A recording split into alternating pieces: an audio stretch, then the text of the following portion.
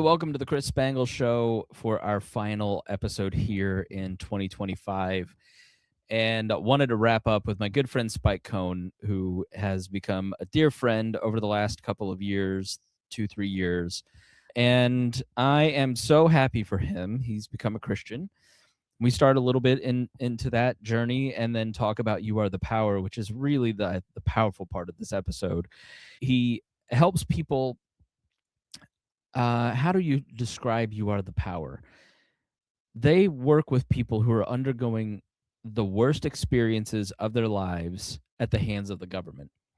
So we talk specifically today about the Hernandez family, who had their children taken from them, and they were charged and facing 40 years for child abuse when none of that abuse happened.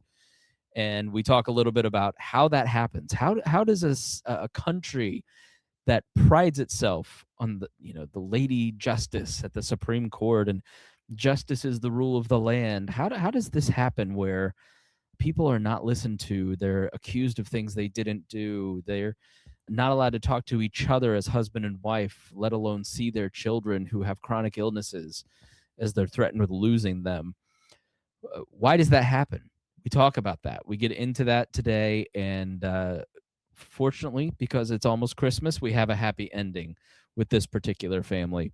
So stay tuned to listen to Spike talk a little bit about this. I've got some things lined up in January and February. Looking forward to getting started in the new year and continue down this journey of trying to understand why government is the way the government. I almost said hating the government, but we're not going to hate anything here. We're just going to try to understand, why are you the way you are?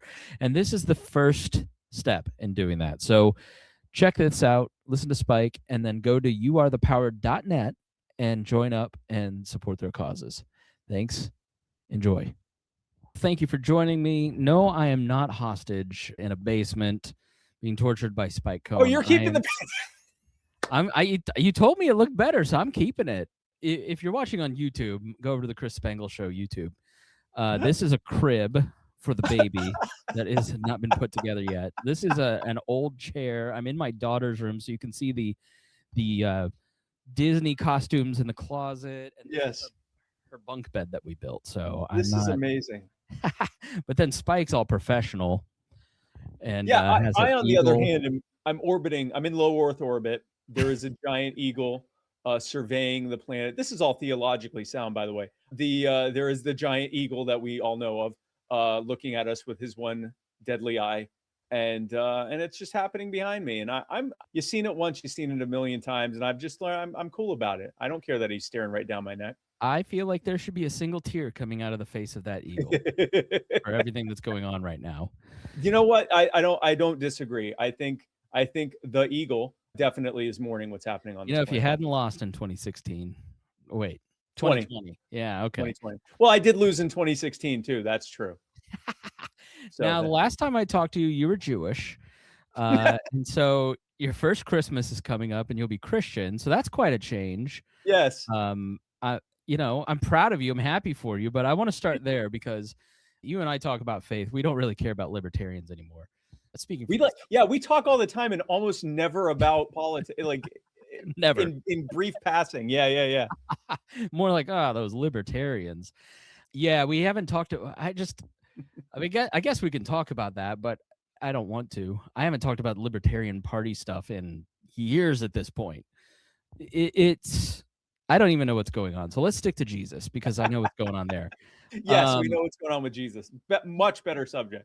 I'd love for you to talk about, because I don't even necessarily think I know why or how you converted. Yeah. Or what your faith situation was before that. I got a little hint with Cohen. But one day I wake up and it's Spike's Christian. And so I think one of the coolest part of the story is that your dad and you converted on the same day, 40 years apart. 50 years apart. Yeah. I think that's just beautiful and just one of those little signs of like, you think this is all by chance. Okay. And then I was telling someone that I will actually answer your question, but I want to talk about this first. Yeah. So I was talking with go ahead. The pastor that kind of helped guide me through this at the beginning. His name's Tub Rohrbaugh. And I was talking with him on the phone on the 20th, November 20th. And I'm like, yeah, you know, this is when it happened. I was calling him around the time that it happened. And he's like, wow, a year this time? And I'm like, yeah, around. And I had put it in my calendar. I said around 5:47. And I already knew that it was 50 years to the day of when my dad gave his life to Jesus, because when he died earlier this year, we were going through his old Bibles, and my mom was looking through it, and she went, wait, what day did you give your life to Jesus? And I said, the 20th. And she went, yeah, so did your dad in 1974. And I'm like, wow, that's something. So then again, I just happened to be, I was on the phone with Pastor Tubb. And once again, my mother just happened to be, I happened to be around my mom when I was on the phone with him. And I got off the phone. She said, did you say 5:47? And I said, yeah. And she went, that's when you were born. That's crazy. I was born and born again at 5:47 p.m. And I was also born again on November 20th, 2024, 50 years to the day. So you could say there's some symbolism in there. Yeah, no, for sure. So what was your my particular journey? I converted in late November of 2001. I don't know the exact date. I wish I did, but the reality is I was like an atheist. I was thinking about in 4th grade, you had the opportunity to go take 3 hours of religious education once a week, and I refused to go. I was one of like a dozen kids that wouldn't go do it. And then and you were probably the only one that it wasn't because of their parents. You were like, no, I don't want it. Oh, it literally, yeah. Everybody else was like Jehovah Witness and couldn't have a birthday party. And then there's me, who's just a stubborn a-hole destined to be a libertarian. Yes. I don't believe in systems. So I became a Christian through a whole series of events, which you can go and listen. It's not about my story right now, but yeah, what's your similar story? Like, how did you, obviously you're much, much older than I was when I converted. And that's actually a very rare thing. Like 80% of people who convert to Christianity, they do it before the age of like 22. Yeah. I'm nearly double that. Yeah. Yeah. So like, what's the process to get there before we actually get to the moment? Yeah. So I'm gonna try to breeze through this. I was born in 1982. And when you really do have to start being, I was raised in what I was told is a Messianic Jewish household. Okay. So you said this is my first Christmas. It's my 43rd Christmas. Okay. I grew up being told we believe in Jesus. And I say I was told it was Messianic Judaism. I've now since learned it was more like Jew flavored non-denominational Christianity. Okay. But it wasn't actual, like we weren't trying to keep kashrut or Torah law or anything like that. We just had Jewish last names and celebrated Hanukkah and Sukkot and Pesach sometimes.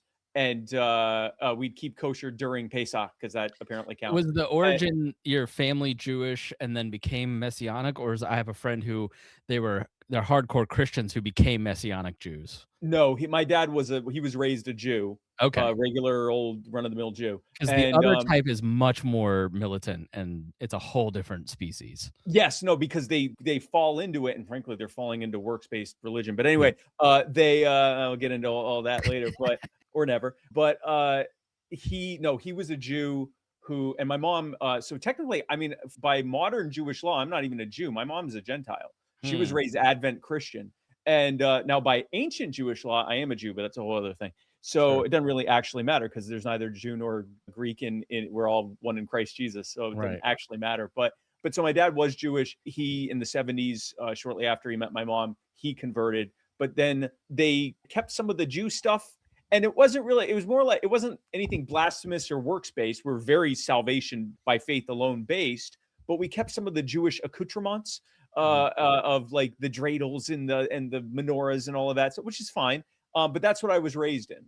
And, when you're a kid, you have the faith that comes with your parents telling you something and you believe them because they're your parents. Right around the time it sounds like you were, like 4th grade, maybe even a little earlier, I had a lot of questions. Yeah. And I'm not sure my dad was the best person to answer them. I think he was just getting very frustrated that I had all these questions. And unfortunately, this was before the internet. So I just was like, well, those weren't good answers. And so I just kind of, I would say I'm not sure if I really believed. I just was like, I don't know what I think about this. I still went through the stuff. I wasn't like, you sound like you were a lot more militant than me. I wasn't like an atheist, like I refused stuff or anything like that. But I would say as I got into maybe my teens or early 20s, I was more of a, I guess, sort of a deist agnostic. Like, I think it's pretty obvious the universe was created, that it's not just this purposeless universe for no reason, just created a bunch of people that really care a lot and have a lot of need for purpose. And it just doesn't make sense. Or the idea that everything came from nothing for no reason with no miracle capable agent involved. None of that makes sense to me. So, but I didn't believe in the Bible, or for that matter, the Quran or anything else. Like, I didn't believe in a specific type of God. I just, clearly there was some kind of creator involved. But I always envied my mother, and later now my wife Tasha. They had this faith, and in tough times they just leaned on their faith. And I thought, well, that's really beautiful. I wish I had that, and I wanted that. And I would sometimes just kind of pray, like, God, reveal yourself to me if that's the case. I wish I'd read the Bible, because I knew I was basically essentially mocking him by doing that. But so I kind of went through that, and I was respectful of faith. I actually envied and wanted faith. I just didn't have it. Yeah. Or at least I didn't think I did. And then I think it's very easy to exist in our society and feel spiritual, maybe think kind of the way you're thinking, and not have to do anything about it. I don't have to do anything, and I don't have to Right. believe anything. I certainly don't have to read anything or study anything.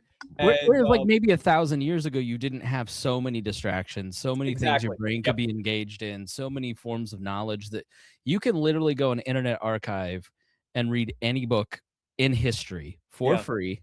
Yeah. Like, you have unlimited access, whereas like you really, maybe 1,000 years ago, you had the church to think about if you were a Yeah. thinker.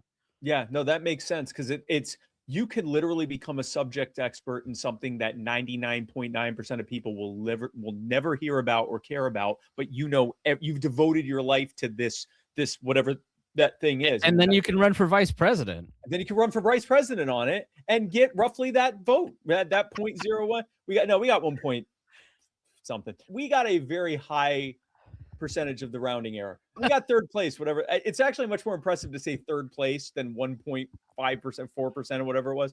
It's much more. I got third place. It makes it sound like it was sort like of funny to like kind of, finish between us and Biden. you Or step and out of Trump. it and you look back and you go, wow, Spike. Like, in that moment, it's like Spike's got a really important position. He's the tops in our world. But when you step out of that world, it's like, Nothing. God doesn't. This is not eternal. It doesn't matter. No, I enjoy the fact I'll go to these events and it's like, oh, Spike Cohen, whatever, and that's great. But I also like that and like go to the store and no one cares that I'm there. Like, it's nice. But so it's weird. I've had MS for 11 years. And I can tell you, when I first was told I had MS, I certainly wasn't thinking, wow, there is a God. Thanks, God. But in a couple of years ago, around 21, 22, I started realizing that when I got MS, it caused me to like really take a step back and realize that I had spent so much time pursuing money. I'd always been I'd been a small business owner since my teens. I had always been about money, money, money, money, money at the expense of everything else, including my health. I was like 100 pounds overweight. My marriage with Tasha, I won't even say it wasn't good. I wasn't good. Like, I was a miserable person to be around. And like, everything was just kind of not great. And then I get MS, and it forces me to like actually look at my life as something other than a pursuit of money. That's what led to me starting my podcast and running for office, and then starting You Are the Power, which we'll talk about in a bit, and all the incredible things that have happened. And 2-3 years ago, I was sitting there and I thought, none of that would have happened without MS. And it doesn't feel like a coincidence. And then I thought, all right, well then, let's say for a second, someone gave me MS. What would that entity have to have in order to do that? Well, first of all, they'd have to have the ability to give me MS. They would have to have the foresight to know that it would lead to all these incredible things in my life happening. And it would have to care enough about me to want those good things to happen. And I thought, well, that sounds like God. That sounds like God. And so I started taking my faith. I had felt pulled towards God for quite some time. I had looked into like Eastern mysticism stuff, and I think there was some good stuff there about, not getting too attached to anything in this life. But the end story is, so don't worry about it because you're going to die and then it won't matter. And it's like, well, that sucks. And so I that didn't really appeal to me. And so I thought, well, I grew up a Christian or Messianic Jew, whatever. well, let me look at that. And the more I looked into it, the more I realized that this whole time I had been thinking, I've got to, I've got to come to full 100% doubtless belief before I even come to God with anything. And then I heard about the prayer of the Father in Mark 9:24, where he goes to Jesus and says, Lord, I believe, help my unbelief. And Jesus credited that as faith.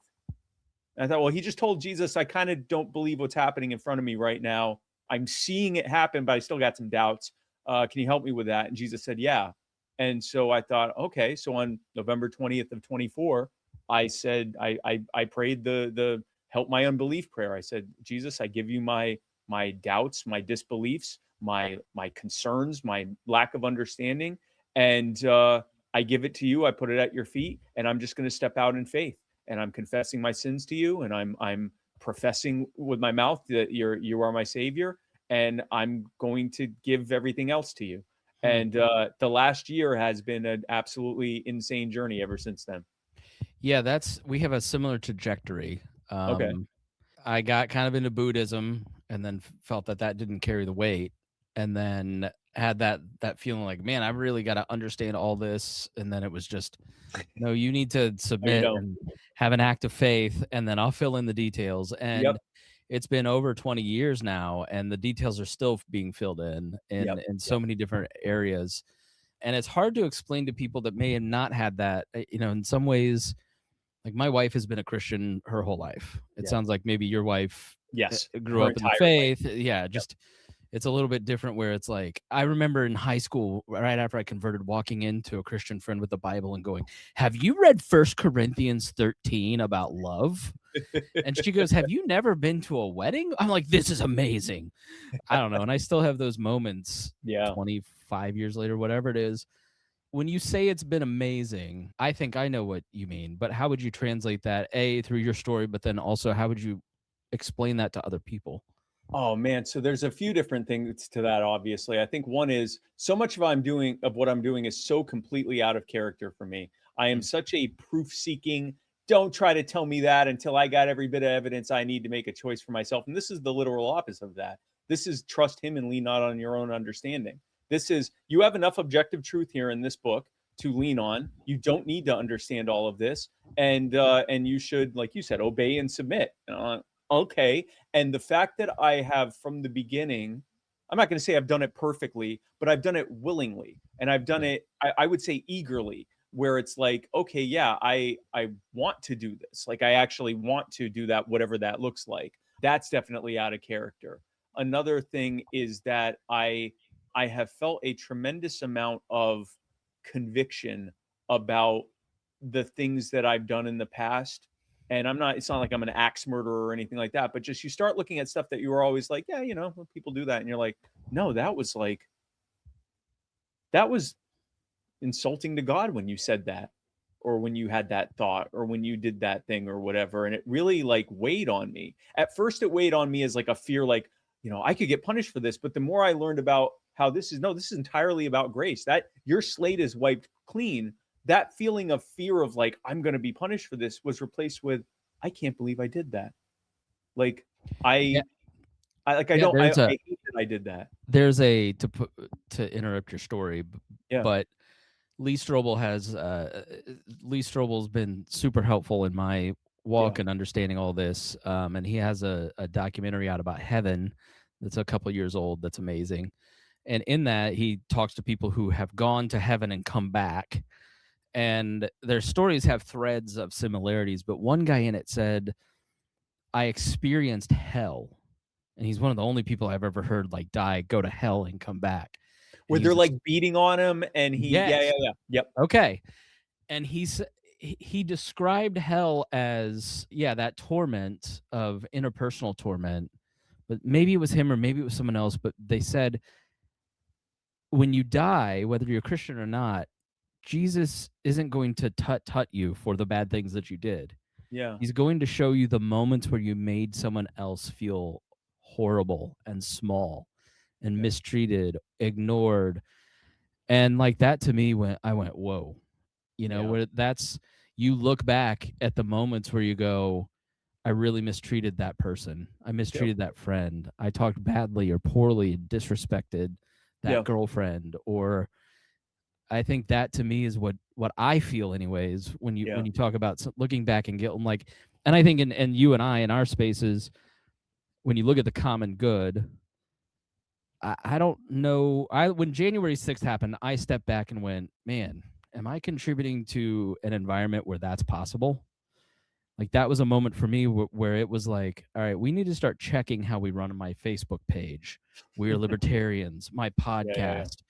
Like, are we contributing to the common good in a way that Jesus would be proud of? Which is not good for business usually. If you do it the right way. If you do it the wrong way, it can be great for business if you start a crypto coin.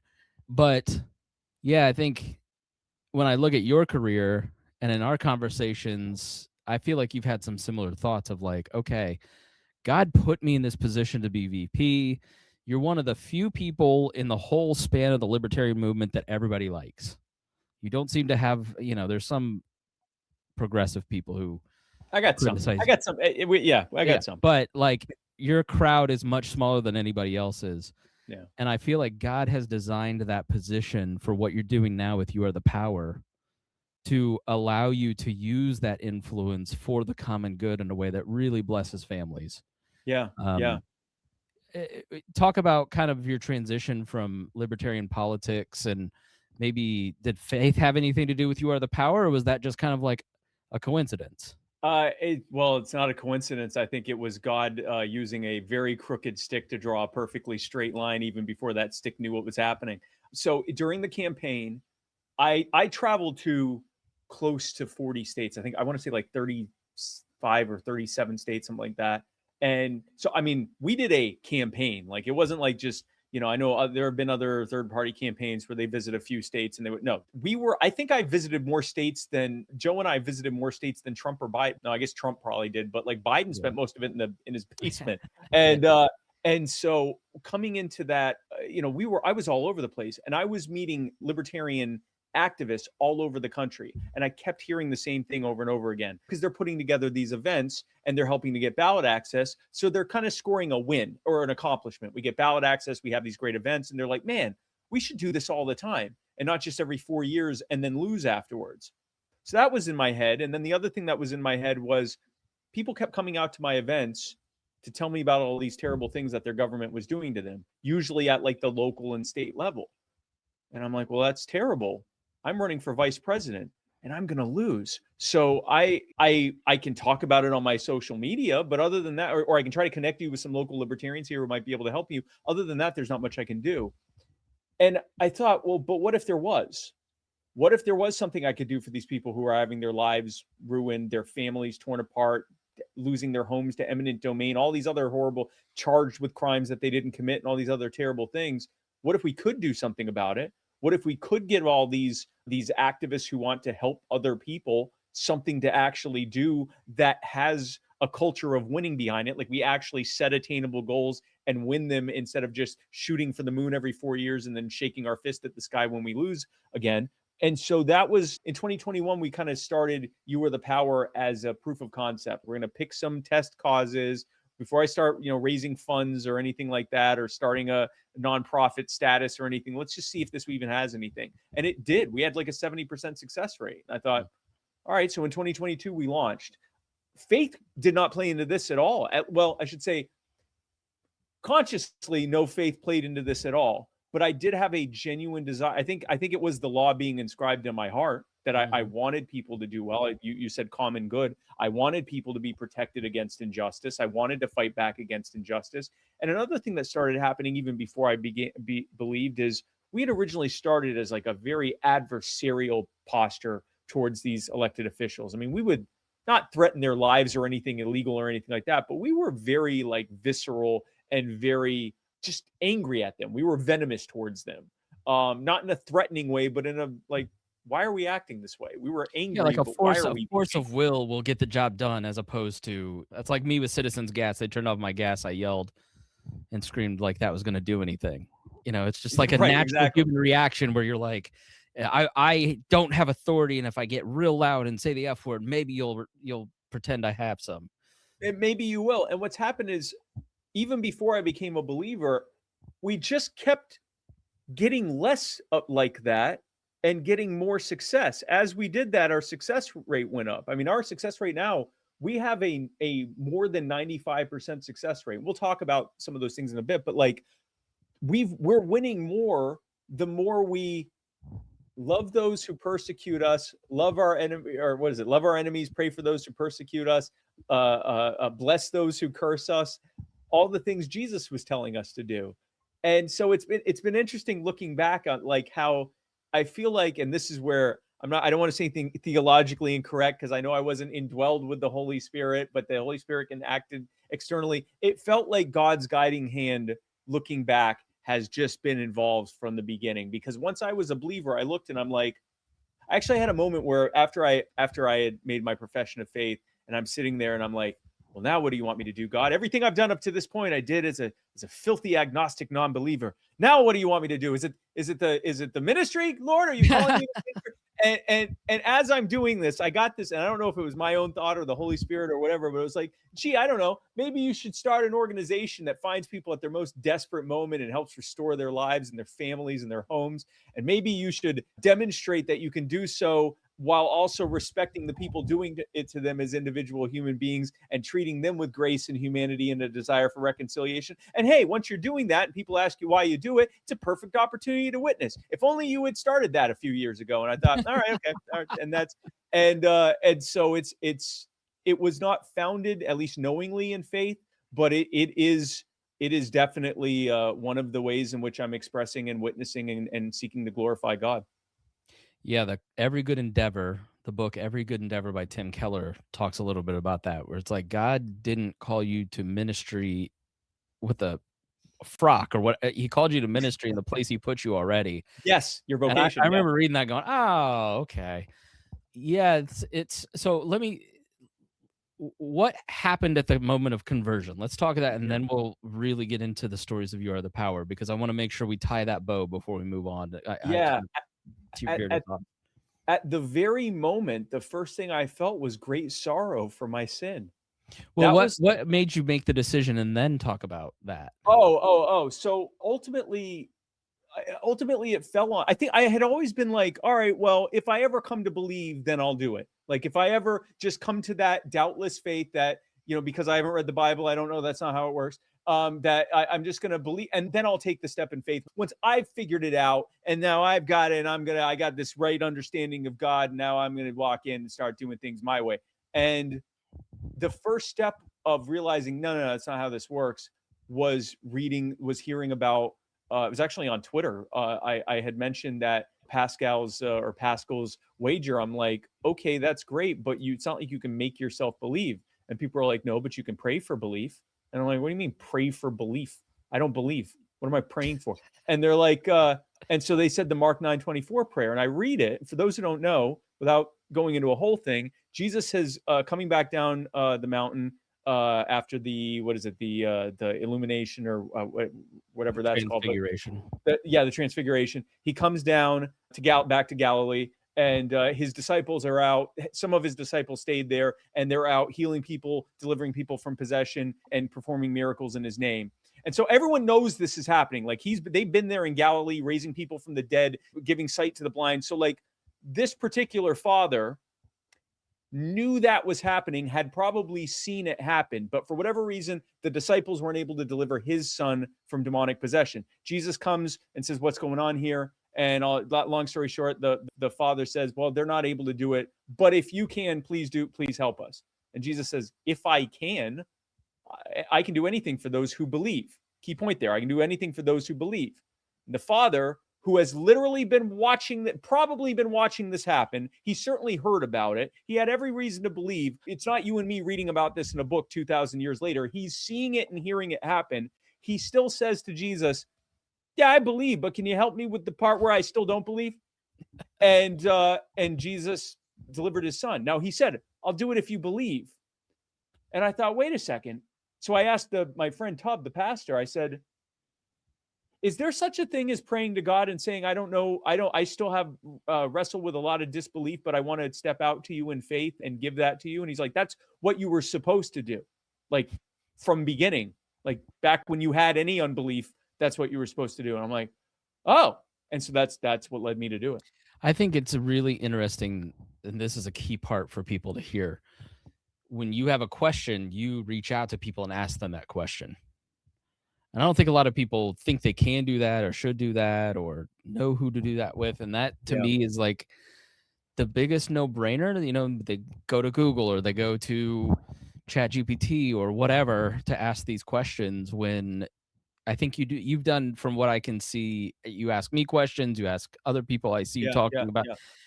You just, it's the humility of going, I don't know this, I'm struggling with this. Can someone who has maybe, you know, traveled down the train a little longer than me help me out with this? I think that's a great quality for a new believer or someone who's just doubting. Yeah, I've had that approach in general. I've always been of the belief that having a question doesn't mean you don't, like, you're stupid or that you don't understand. It's that you're trying to find out. I have no problem asking things to someone who I think might not know as much as me, but even just to get their thoughts on it. And I will tell you, on this experience, humility goes a long way, because A, none of us fully understand it. And B, the more humble you are, it just, at least for me, the more I've humbled myself and said, I don't understand this, I've prayed to God about it. And then in that humility and prayer and a desire for the level of understanding I need to at least have peace in it, and going to the word and reading and studying and reading commentaries from other people and talking with people like you and getting thoughts, I get more knowledge, but more importantly, I get more peace and I get more assurance over time. And I will tell you that the more that you read, pray, and talk with others, and essentially, I mean, that this is, you know, we're supposed to worship communally. When we think worship, we think the praying and the singing and the tambourines and all. That's part of it, but worship is also prayer. Worship is also growing in faith together. All of those things are an act of worship towards God. So, you know, we're supposed to communally worship. That's a tough thing to talk about for libertarians. We don't want to communally do anything, but we do. And part of that worship is growing in faith together, iron sharpening iron. Get in, bitches. We're making common good libertarianism cool again. I don't think it's a thing, but we're going to make it a thing. We're going to make it a thing. Make it a thing. Work is a form of worship.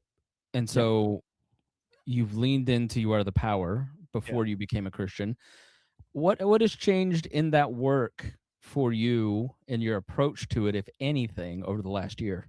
For one thing, I part of my like daily prayers is, let me glorify you in everything that I'm doing. Open doors wide open that are going to allow me to glorify you, and shut them wide shut, shut them completely, you know, seared, locked, sealed shut if they won't.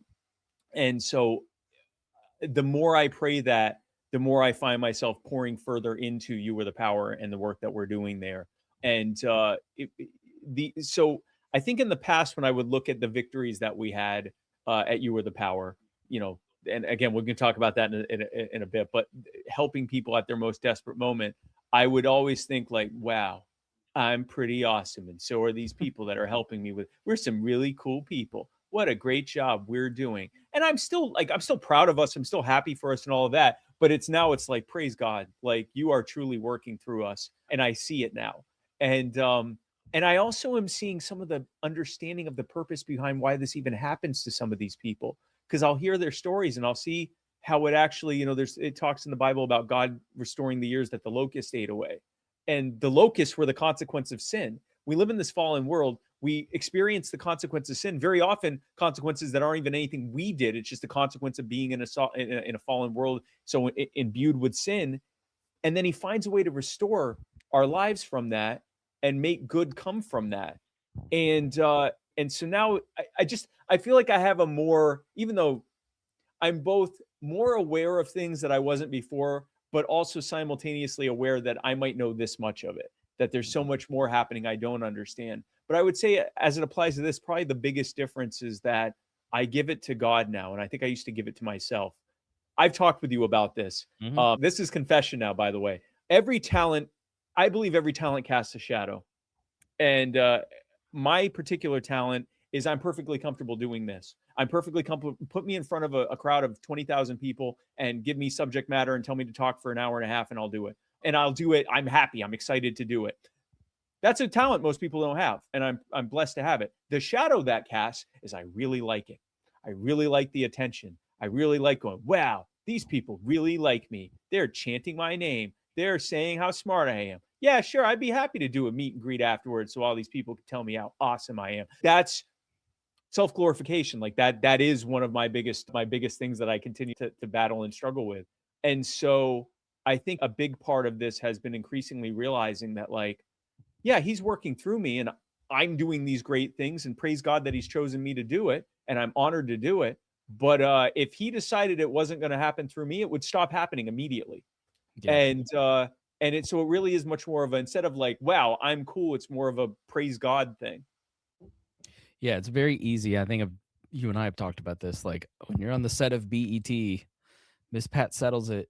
Yeah. And PAs are coming and going, can I get you food? You're so great. Do you need anything? Wait, Chris is the best person on this show. Yeah. After nasal spray, no problem. We'll be back. It's wow, this set of earthly incentives that have been structured around your own ego, how they can grab hold of you. But yeah, I think, but if you are someone like you who has the ability to multiply in media, it can become incredibly powerful. Have you, and last question on this before we really get into the case studies. So how have you seen God show up in the last year? I know from experience that when someone is in your shoes and they're doing something that really is human-centered, sitting with someone when they're at their lowest moments, the person that Jesus ministered to or the people were to minister to, when you do that with God, all of a sudden you see God so clearly in that work that you cannot. We've had so many things happen in our family that I've never even talked about and won't in the last couple of years, where it's like there's no other explanation for this. Where have you seen God show up in the last year versus the previous 3 years, where it's just like, all right, this feels like there's a partner here that has infinite resources? I would say that I'll start with myself. The fact that when I hear, I remember I got some anxiety when I first heard, like, well, you can't come to God on your own. It's the act of the Holy Spirit. And then I'm like, well, wait, how do I know this is real? How do I know I'm not faking it? And it's like, no. If you're doing it, that's evident proof that it's real. The point is, you weren't on your own. You wouldn't have wanted to do this. And I'm like, man, that really hits for me, because I would not have done this. Like on my own, I'd be like, yeah, I don't need that. I'm good. Like, it doesn't really make sense to me. I don't know, maybe this is just something someone came up with to control people, whatever. I would not have done it on my own. So that's the first one, is just the fact that I was drawn to do this, not out of some kind of fear or anything like that, but just literally like, hey, I think I want God in my life suddenly. Like that alone is a huge God moving in our lives. I would say in general, man, like with You Are the Power, we've seen so many doors open in this past year. We've literally doubled.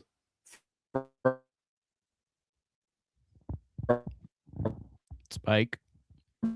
Edit. Hold on just a second, Spike. The number of causes we took more than doubled.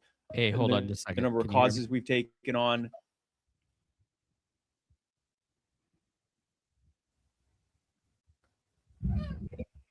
Spike. All right. Yes, can you hear me? Yes, sorry, it fuzzed out. You said we have more than doubled. I can hear you. Can you hear me? Yeah, it's fuzzing up a little bit. Hold on just a second. Wonder if it's me. Do you regularly have bandwidth issues, or is it me? Not usually, but I also I realized in the middle of that my Ethernet was not plugged in, so it was on Wi-Fi. So I'm hoping that fixes it. Okay, let me reset then. Okay. Edit. Well, the devil got into the wires. So let me reset the question here. Yeah. I don't know if are you familiar with George Mueller? I've heard that name, but I can't say I'm familiar with him. Okay, so George Mueller ran an orphanage like 150 years ago. Okay. And literally intentionally didn't make an income, literally just lived off of what people, how do I put this? He didn't try so he could illustrate how God shows up and meets every need. And it's a famous couple of books that he wrote about meeting those needs. And that's sort of the genesis of my question. It's like, Yeah. I think when the Holy Spirit gets involved in a work like yours, all of a sudden you start to see needs being met Yeah. to display his glory, power, mercy, and desire for us to love each other and to show love to the people that you're working with. So right before you zoomed out, you said that you more than doubled and then you went away. So We more than doubled. That's all you need to know, Chris. No, we so more it than was doubled. like a great cliffhanger, but It's a good metric. We doubled. And people will go, what? Doubled what? We doubled. That's all that matters. so we where has God shown up to display his glory and give mercy to people who need it? Oh, in so many ways with You Are the Power. We have had people come out of the woodwork, volunteers that help us. And when I say volunteers, I mean everything from people that are helping us vet our causes, put out stuff on social media, all the way to attorneys and doctors who are putting in full-time hours that they could be making six figures doing this outside of this, and they're doing it for free for us, and helping to stop people from having terrible things happen to them. And so we've had donors come out of the woodwork, many of them, almost most of them now believers who are like, I'm just drawn to give. I see what you're doing, and I see God working through this, and I'm drawn to give. And it's, I mean, in every single way, I see God acting through it. And the ultimate metric is that what I was, before I got cut off there, we measure our effectiveness through our capacity of how many causes we were able to take on each year or for that year, and how many wins we had that year. That's the best way to measure it from a programmatic standpoint. And we have been growing by multiples every year. This year, we hope to grow by about, say, 50%, give or take. We more than doubled this year. And we are projecting to be able to do something close to that for next year as well. We're shooting for 50% again, but I think we will likely more than double again. And what that looks like on a day-to-day basis, that's an impressive, like, put it on a chart, number go up. That's a great thing. But what that actually translates into is people at their most desperate, who are having their lives torn apart by corrupt people in government, who think they're about to lose it all. They're about to lose their kids, their house, their families, their livelihood, sometimes their freedom, go to prison for many years for something they didn't do. We step in seemingly out of nowhere and just stop it all from happening. And the officials that did it to them resign or back off and apologize and realize they did the wrong thing. And I don't think you have the kind of success rate that we have without a move of the Holy Spirit. And I say that because we were doing it before, and we were pretty successful. Nothing like now. It's on a completely different level.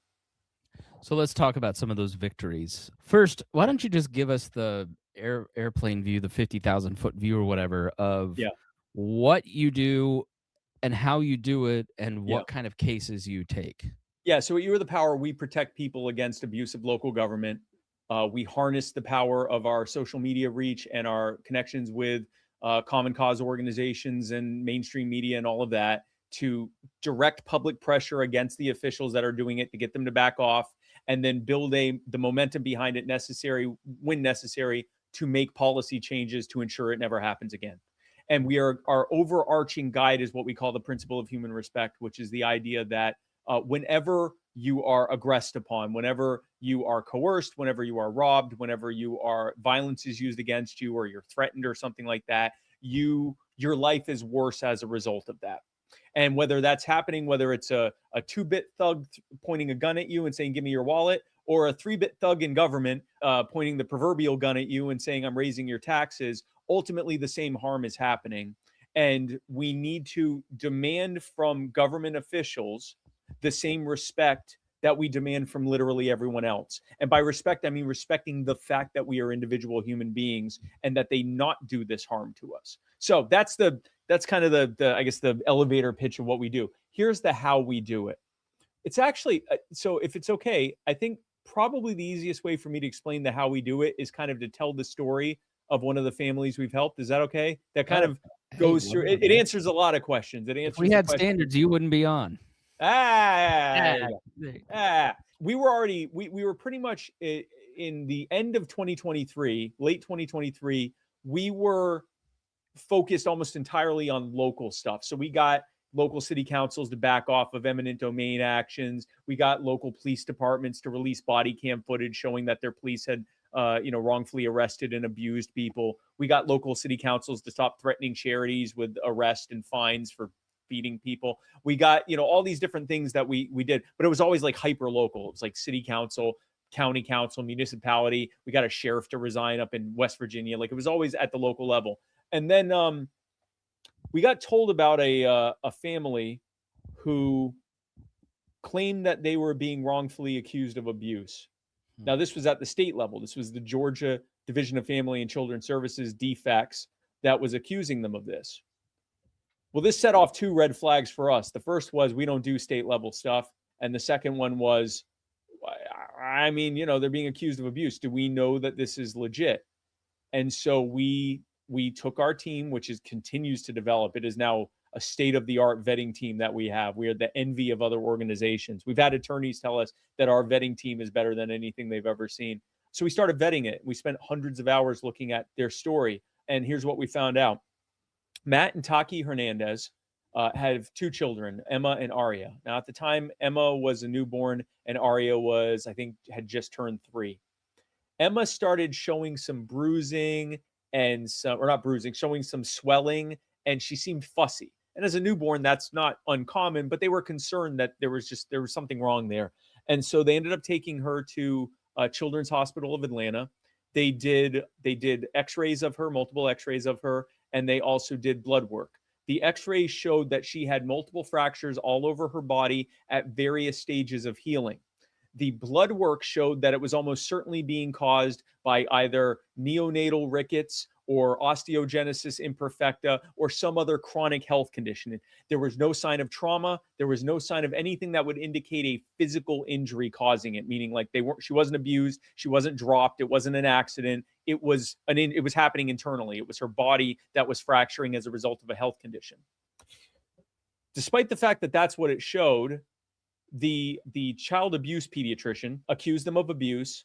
Their children were taken from them. They were arrested for and charged with felony abuse. And as a condition of their bond, to be able to get out of jail, they had to agree not to talk to each other or be within a certain number of feet of each other. So not only did they, or communicate through proxy.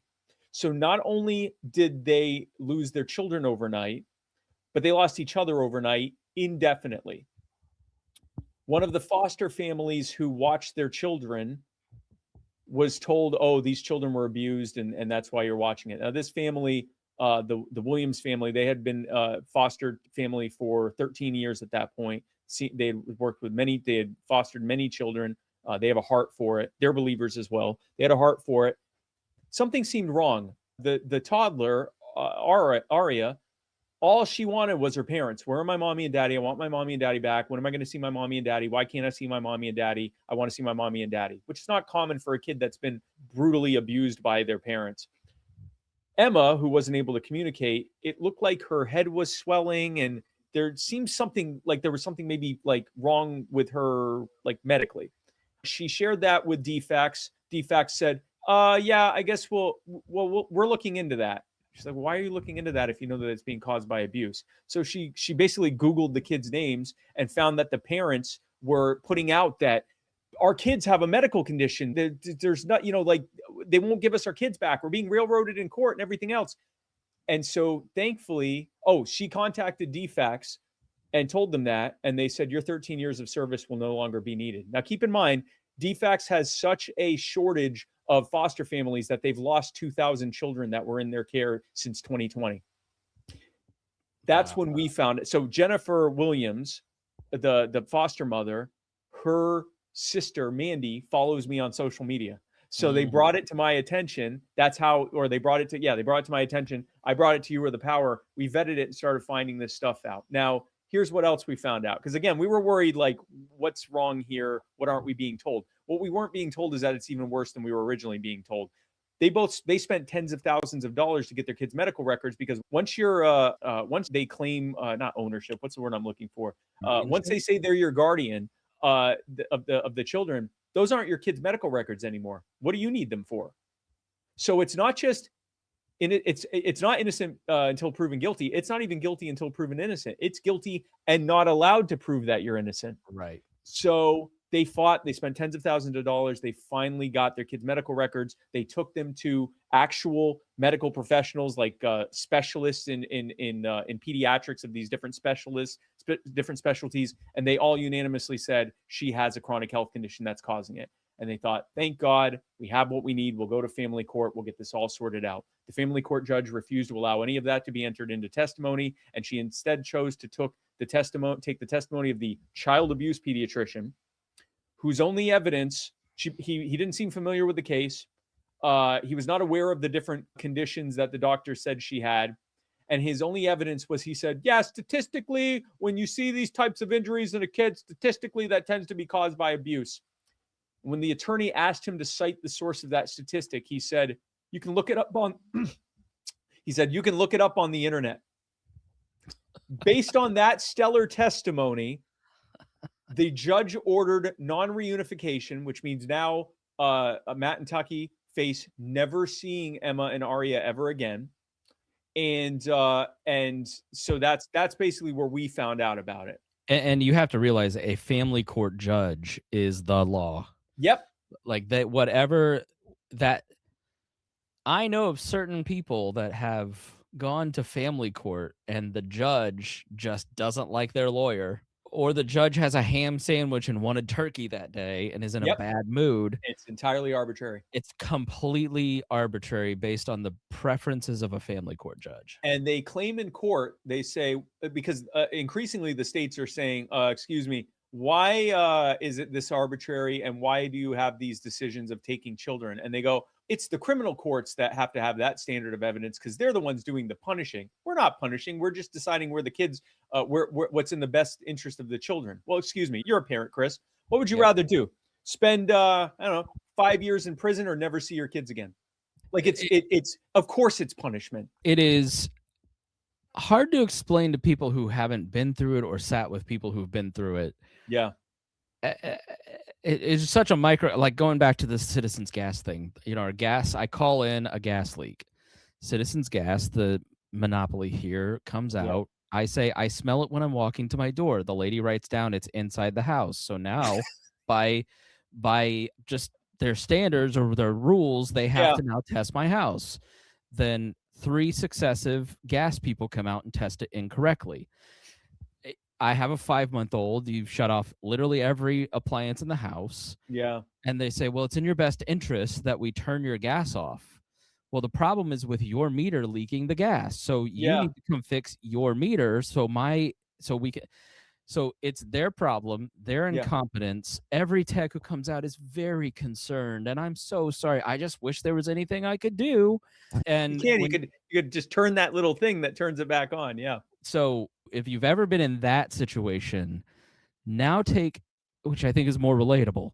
If you've ever been in that situation, now take it's your kids, or it's a custodial issue. It's whatever. It's a domestic violence issue, which we've talked about on the show here. Yeah. Yeah. Every lawyer, attorney, prosecutor, government employee, police officer, CPS worker, they're all concerned and they feel so sorry for you. Yeah. But this is just the rules. There's nothing I can do. Maybe if you go and spend $20,000 with an attorney, you have a tiny infinitesimal chance of justice actually taking place. And what I've found over the years of just kind of being in the local media and local politics, you have to have a Sherpa. You have to have a person who knows the system, who can make a phone call to the head of the gas company, who can then call on your behalf the supervisor, and can then say, hey, give this special attention. Really make sure that what's going on here is happening. And what I think, so are you helping find those people and making relationships with people in these local areas that then, because that's to me how it works. Like it's just, you've got to know somebody who knows somebody, and you've got to have a pressure group of some sort. If you're the Hernandez family and you don't have somebody like that, you literally just have to do whatever the system says. If it hadn't been for us, they would not have their children right now, and they probably would have taken a plea deal where each one of them would have they'd be in prison for anywhere from 15 to 20 years. For something they didn't do. For something that did not happen. Like it's Right. not only they didn't do it, no one did it. It didn't happen. And we'll get to why this is happening in a moment. But what we do is we are a pressure group. I guess you could call us that. I prefer grassroots lobbying. But what we do is we find the people to talk to, but it's not by knocking on doors or making phone calls. It's by standing in the subdivision and screaming, "Who here can help us with this?" And so what we do is when we found out, we vetted it and saw, okay, they're in the right and the state is in the wrong. Now what? And well, the now what is what we always do. So we create content about this family, not about the policy, not about the libertarian principles behind it. No, people. People think about people. We are not. We say we're a nation of laws. We're a nation of people. And to your point, it's about finding the person and relating to people. And so we talk about these people and what's happening to them. We don't talk about political parties. We don't talk about campaigns. We talk about these people that have this happening to them, and these specific people who are doing it to them. These specific social worker, these specific family court judge, these specific child abuse pediatrician, the specific people involved. And then we say, and go to our site if you want to help. Now that you're mad about this, here's what you can do about it. Go to this page on our site, and with a couple of clicks, you can send out pre-populated emails to everyone involved and tell them to back off and do the right thing. So we put out that content about it, and 3 things happened immediately.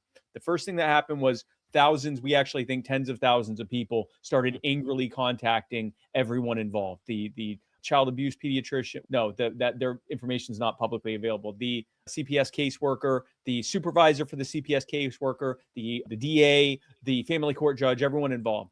The second thing that happened was suddenly everyone started capitulating, seemingly out of nowhere. The family court judge, who straight up wouldn't allow their medical evidence to be presented, said, "I see no evidence of abuse here. I'm closing the case out. And once your criminal case is closed out, then I'll order for your children to go back home. But in the meantime, you can see them whenever you want to. They'll just have to live with the aunt and uncle. That you can live with family, and then I'll let them be back in the house." And DFACS closed out their case. They said, "Yeah, we see no evidence of abuse here." So that's the second thing that happened was they were now able to see their children with family. And they were allowed to live together as husband and wife again. Those bond conditions were ended. So that's the second thing that happened. The third thing that happened was families started coming out of the woodwork all over the country with the exact same story over and over again. "I brought my sick child to the hospital. They had Ehlers-Danlos syndrome. They had osteogenesis imperfecta. They had some rare metabolic bone disorder, some kind of genetic disorder or condition. They had documented injuries from the birth process. We were accused of abuse. We were denied the ability to be able to see our kids or get their medical records. Often they weren't allowed to talk to each other as husband and wife because they're accomplices in a potential crime." And it was the same thing over and over again. Then we found out why.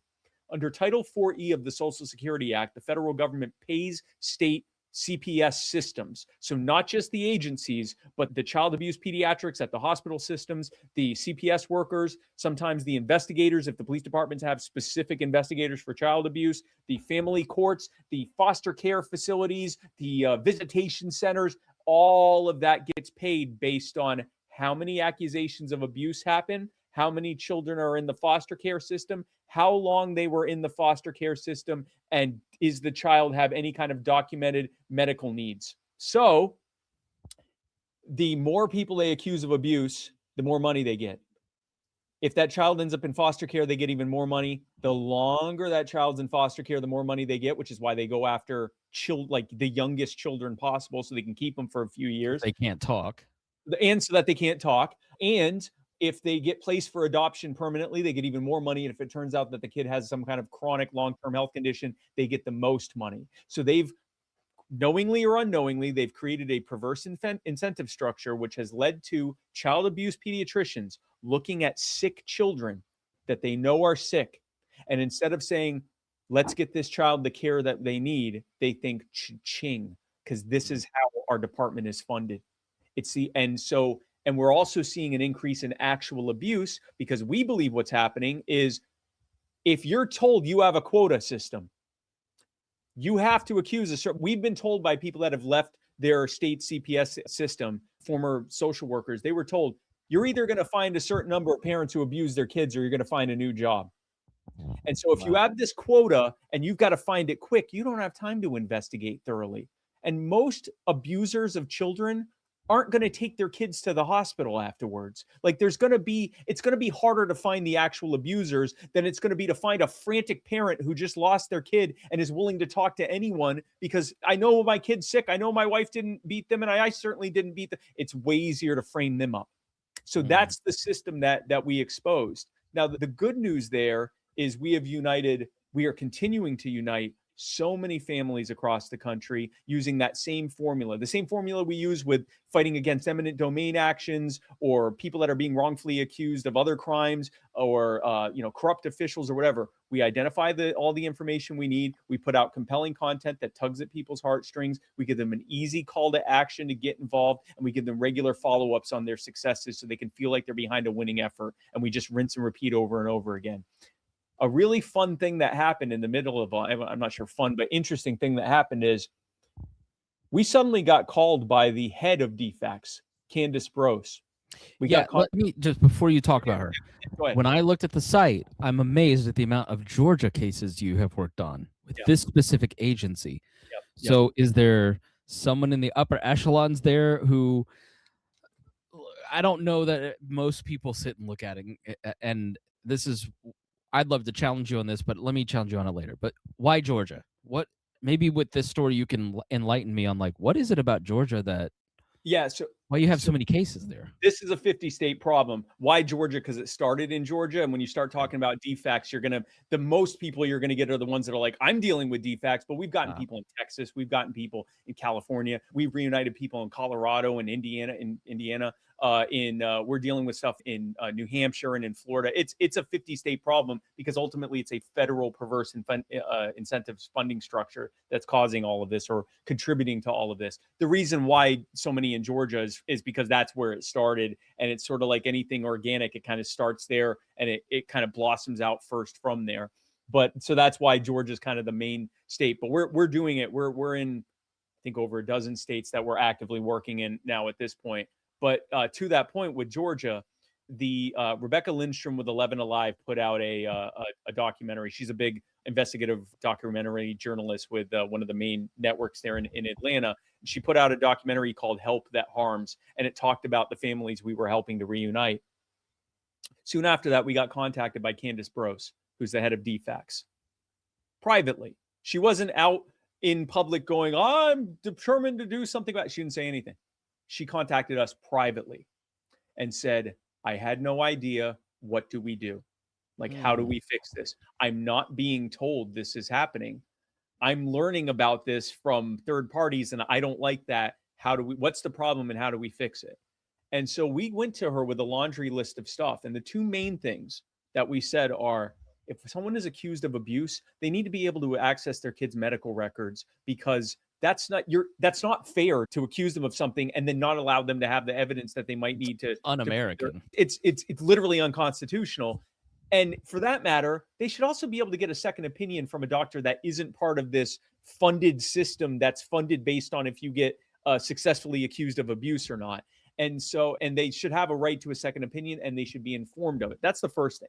The second thing is, these parents are getting form letters from literally dozens of doctors in the hospital system. They don't know who's accusing them. And from what we can tell, these doctors they're often not even aware of these kids' medical history. They should have to personally attest legally on some kind of attestation form that they know of this child. I'm the doctor accusing them, and I actually reviewed the kids' medical records before accusing them of abuse. We said just those two things and a couple other things as well will greatly reduce the number of false allegations. She immediately made that policy across the board, and then she announced it. We announced it, and then she joined us in announcing it. Now, I mean, I understand politicians and bureaucrats do stuff for political expediency. I'm not going to pretend this was done perfectly from just a perfect sole position, that there wasn't any expediency. This looked like a change heart to me. This looked like someone who looked at that. She's a mother and looked at that and went, oh, no, that's not good. I don't want that happening under me. Here's the next thing that happened. we had been going to the Capitol there in Atlanta and trying to get legislation passed that was basically that policy, but as law, that this would now by law be how it would have to be done. We were getting no traction on it. We had a legislator, I think a state senator, say to us, I'd rather a innocent family get accused of abuse than a guilty one not get accused of abuse. That was the kind of feedback we were getting there on the Capitol about adding due process and letting people that were wrongfully accused be able to fight to prove they didn't do anything wrong. This is another lesson I've learned. The bureaucrats that you're talking about usually are pretty helpful if you can get to them. Yeah. And do have a heart and know their subject matter really well. Yeah. It's the legislators who are just dumb. Oh, I've met some very smart legislators. I've also met some very unimpressive legislators. But if you can have this woman go and talk to them, you're going to get a lot further ahead than Spike going and talking to them. Podcast man from South Carolina versus the head of an agency who's in their club. Well, and ultimately it was our lead person in Georgia that was talking with them. So it wasn't even me talking with them. But that's exactly what happened. She went to Capitol Hill and said, this needs to happen. And then the families went with her, the families we've helped reunite, including the Collins family. Ridge Collins, they lost him for 3 years until we got involved towards the end and helped them get him back. He had documented injuries from the birth process. I think the cord was wrapped around his neck or something when he came out. And they accused him of abuse. They fought for years. They spent a fortune to get him back. We helped them to get him back. They ended up naming the bill Ridge's Law after Ridge Collins.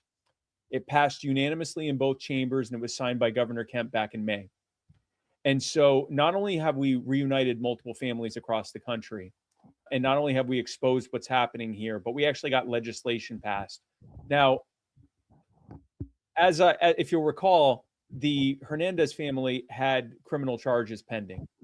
Now, we weren't really that worried about that because at this point we were 3 for 3 in criminal trials. Like first of all, we had all the information. Very often the state didn't because they didn't have a case. There's no evidence of abuse. If you go to our YouTube, the You Are the Power YouTube channel, you can watch some of the trial. We just put up like the 4K video of these trials, and you can just see witness after witness being asked in these trials. Do you have any evidence that a crime was committed by these parents? Well, they weren't really, they weren't cooperative, and they wouldn't let us in when they were talking with the doctor, and it seemed like they were whispering. And do you have any evidence that they committed a crime? Well, typically when we ask them to turn something over to us and they don't, there's a reason for us to expect. Do you have any evidence that they committed a crime? No. Okay, next witness. And it happened over and over again. There were one of the trials, the Timms trial, Carrie and Brady Timms, the jury was laughing. So we were not worried about the criminal trial because there's a totally different standard burden of proof there, right? It's beyond a reasonable doubt, and there's discovery that's no longer arbitrarily up to the judge. Yet we were like, they're probably going to drop the charges against the Hernandez family. When it was announced that they were actually go to trial, we're like, another big win. What we weren't told, what we didn't know, is that the judge was actively colluding with the DA, who they're personal friends there in Forsyth County. He basically wasn't going to allow any of let me rephrase that.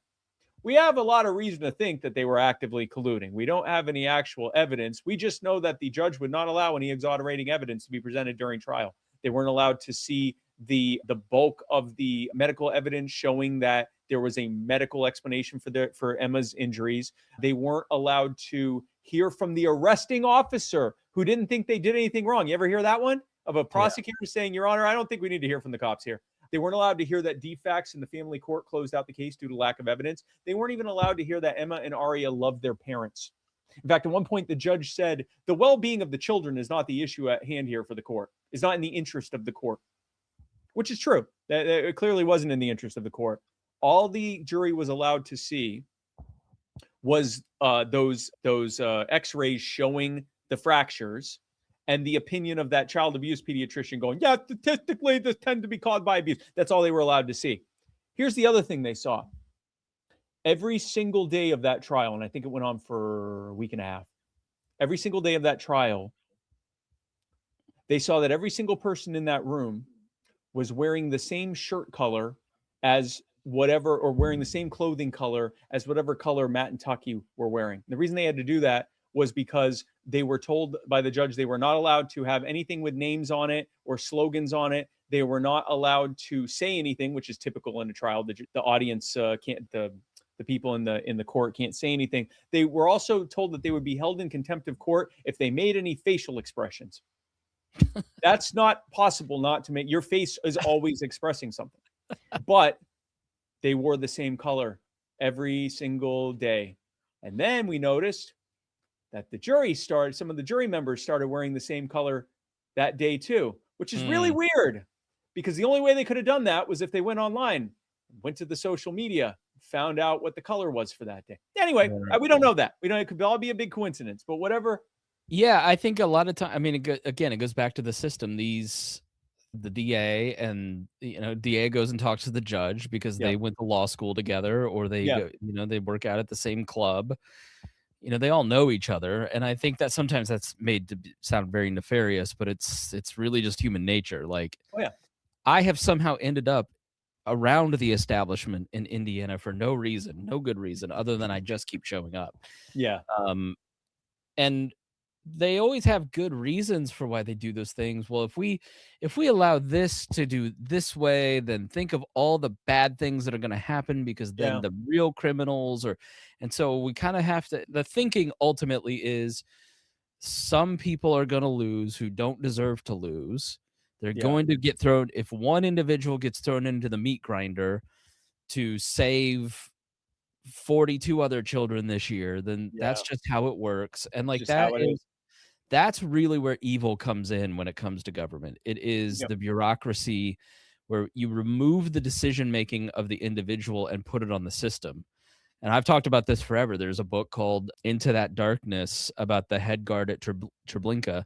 And before he was executed, he talked about how he went from just a regular cop who really didn't like the Nazis, but went along with it. And then next thing, he was corrupted. And, well, I guess I can't get out of this now.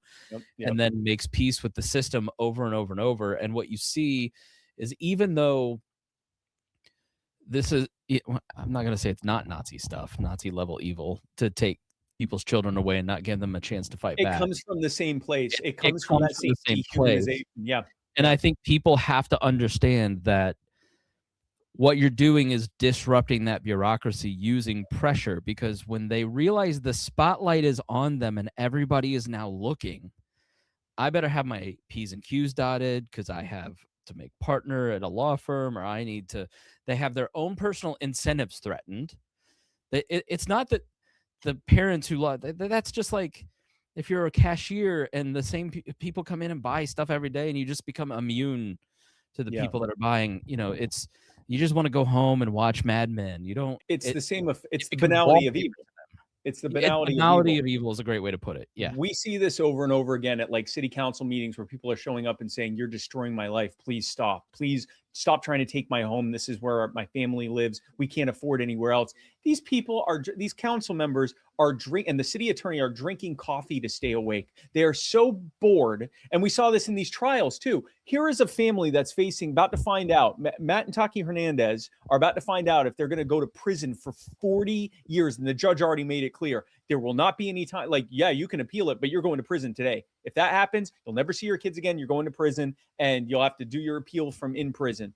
And they've been railroaded in this trial the whole time.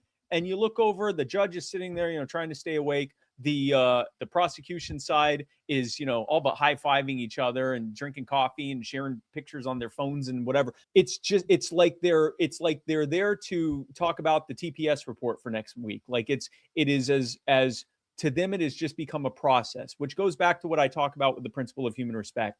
In order to be able to look at a child and say, "Yep, this is how I get paid. I'm going to pretend you're being abused. I'm going to rip you from your parents. And you might die in the process because we can't really treat you during this, because that would mean acknowledging you have this serious health condition. But this is how we get funded. And, you're one of the eggs that's got to be broken to make an omelet."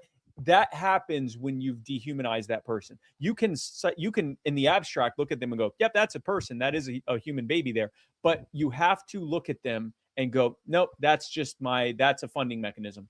And it's a very unfortunate funding mechanism, but it is a funding mechanism. You have to look at whoever and look at them as a necessary thing that you must do, and you set aside, you would never leave that role, and you would never walk down the street and go, I bet I could take that person's baby and get $500 and you steal the baby and run away. You'd never do that. Like, you would never do that. But yet here you are doing it at scale.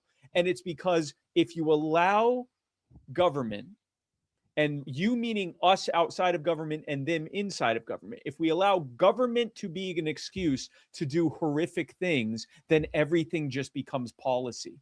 It starts with this and it turns into stealing children or genocide or, mass murder or war crimes or whatever, like in ways, or taking a sliver of someone's house and giving them $20 for it, and then, building a mini mall next to them, or so. It can be things large and small, but it all comes down to the same thing. You're not treating them like a person. That's what this judge was doing here. I'm sure that judge wakes up and they pray. They probably go to church. They're a grandpa. They love to play catch with the. If you met him at a party, you'd think, what a great guy. Wonderful guy. Yeah. And he's got hopes and dreams. And he might even look at things in government, that's not fair. And then he's doing this because he's set aside that expectation.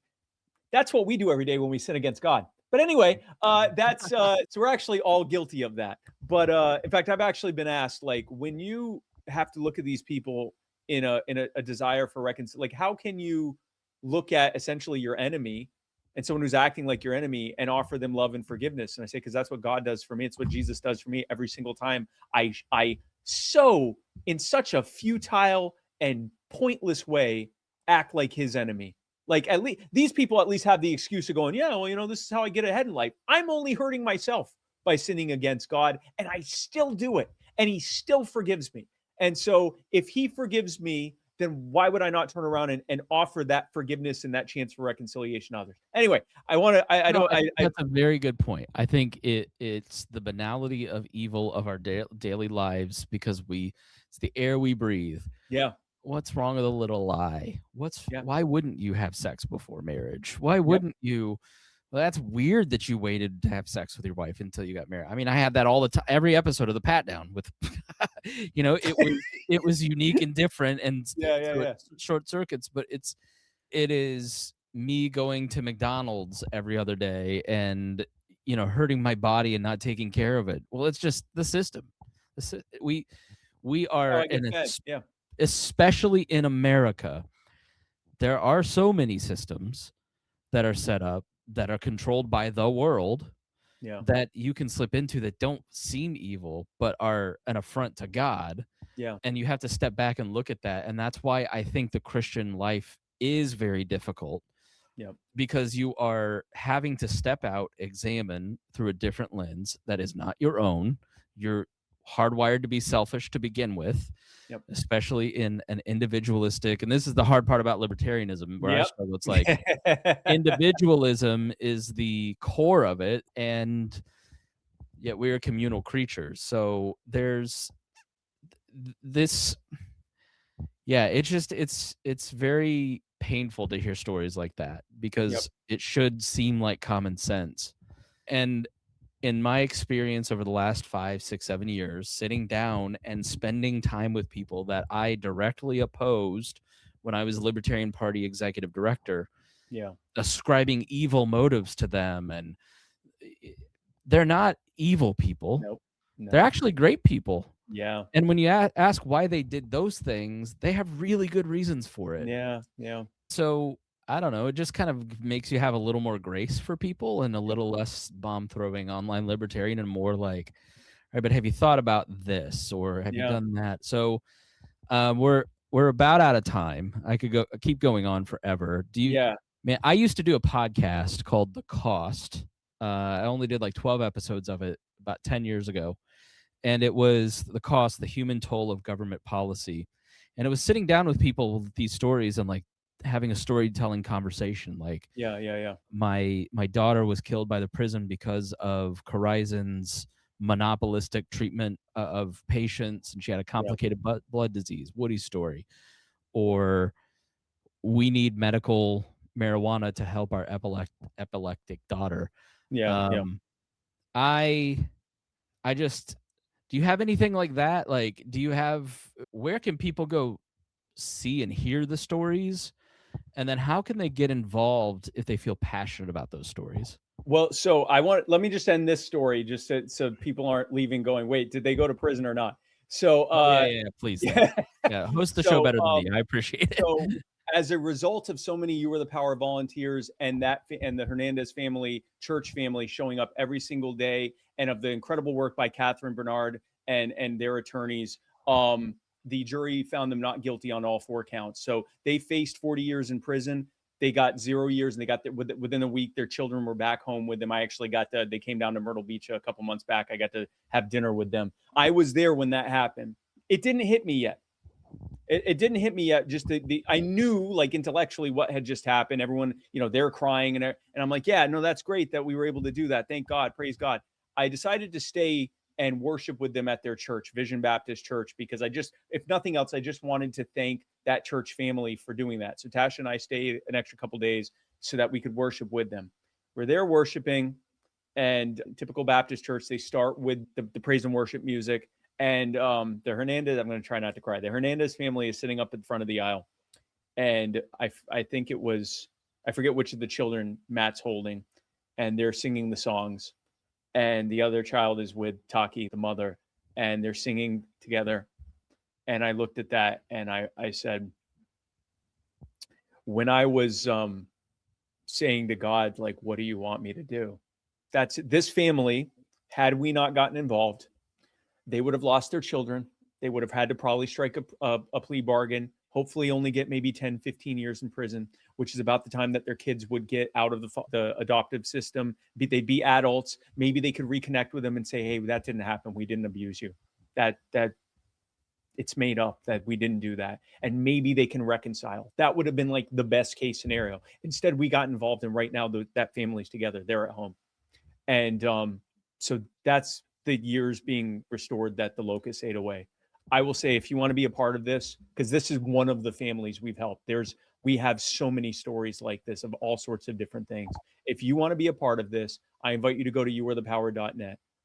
And you can become a member today. We'd love to have you be a part of this in whatever way you want to. If you want to just help us to get the word out for our causes, then you can do that. If you want to become a volunteer and help with vetting the causes and helping to get the stories out, you can help with that. If you have more money than time and you want to help donate to the cost that we have to be able to do all of this, then you can do that, or you can do some combination of those things. Whatever you do, I hope and I pray that you feel driven to, it says in the Bible, to correct injustice and to be there for those, the widow and the orphan and those who are being oppressed and harmed. Whether you're doing it with us or outside of that, that's one of the things that we're called to do.